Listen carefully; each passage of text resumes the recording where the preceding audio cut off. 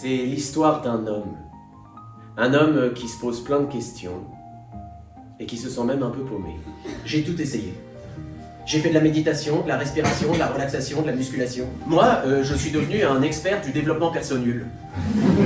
C'est comme le développement personnel, mais plus je pratique et plus je me sens nul. Michael, t'es attentionné, intelligent, sensible, mais la joie de vivre, c'est pas ton truc.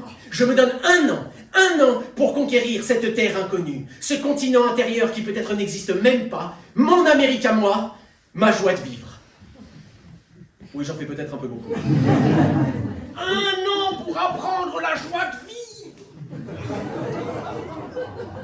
Mais c'est hallucinant! Mais c'est l'affaire d'une vie, Michael! Mais je sais, mais justement, j'ai confiance en vous, Fabrice. Mais pourquoi moi? La joie de vivre! Tu m'as bien regardé. Eh bien, nous, on est une association de sport extrême.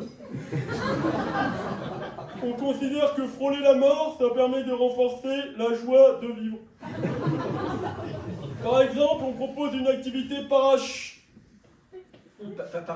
Non, Vous sautez dans le vide à 2000 mètres du sol depuis un avion avec un instructeur dans le dos.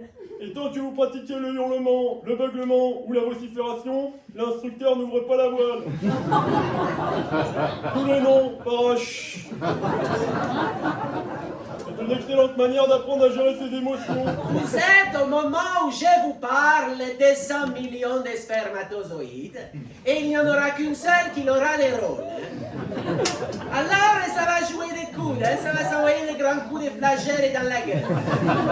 Ah, c'est une casting qui est violente, qui est cruelle, c'est une casting sauvage. Au milieu d'un 19e siècle âpre et souvent sombre, la langue française invente la joie de vivre. Une manière d'être au monde un peu différente, un peu idéaliste et un peu plus profonde aussi.